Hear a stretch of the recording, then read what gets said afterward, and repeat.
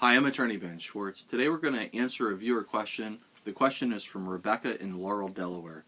Rebecca asks, my neighbor has been feeding stray cats. We now have dozens of feral cats hanging around the neighborhood, digging through trash, coming into our yard. If one of these cats bites someone, is the neighbor responsible for causing the personal injuries? And I love cats, but if you are creating a nuisance where you're bringing in tons of feral cats into a neighborhood where children live, then I have to say that does not sound like reasonable behavior. And when you act unreasonably and you cause injury to others, that exposes you to civil liability in a personal injury lawsuit for the damages and the injuries that you cause. Now, when you're talking about cats, there's a couple of very common types of diseases or sicknesses that come from cats. It's not just, when you say if a cat bites someone, a cat bite may not be a very severe injury. It may not be severe enough that you would want to actually bring a lawsuit against somebody that, that's going to take hundreds or thousands of dollars of financial investment, and that's going to take potentially several years to wind its way through the court system.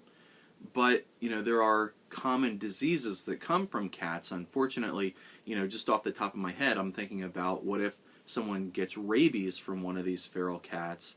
That individual who's feeding the cats and who's bringing them into the neighborhood, he might be responsible for the medical bills that stem from the rabies infection.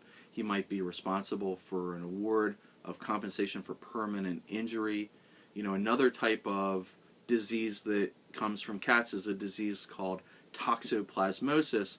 We were talking about this in the office, and people were saying, "Oh, that sounds like something that's made up." It's not something that's made up. It's an actual parasite that's carried by cats, and if the cats are feral, they don't have a litter box. They're not being kept in that guy's house.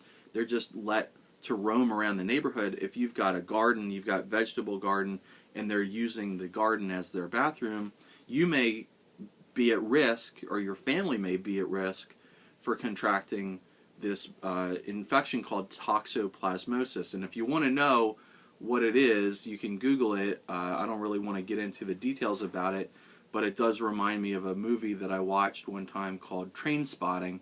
And if you want to know more about toxoplasmosis and what types of effects it can bring about, go on YouTube and search for Trainspotting Tommy and the Killer Kitten, and you'll see.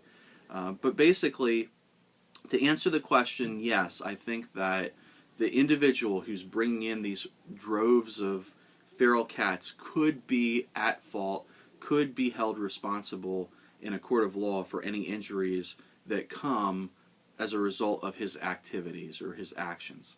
I wonder, have you spoken with the neighbor and said, look, this is really a problem in the neighborhood. You're exposing us to danger. We don't want to live in a neighborhood full of feral cats.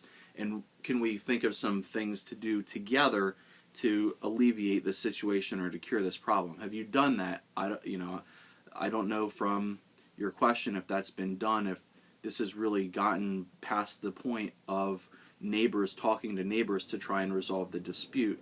The other thing that I want to mention is that under Delaware law, now this is in Laurel, Delaware, so under Delaware law you can bring a lawsuit in Chancery Court for what's called abatement of the nuisance. So if you have a property owner or a neighbor who's doing something to create a public nuisance, you can get a court order from the Court of Chancery to direct them to stop whatever they're doing.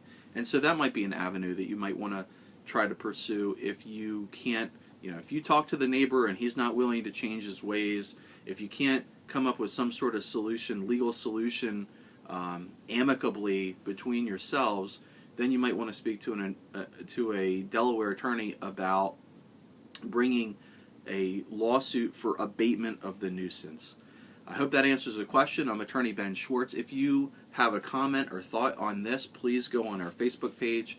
where we've done this video blog, and leave us a comment there.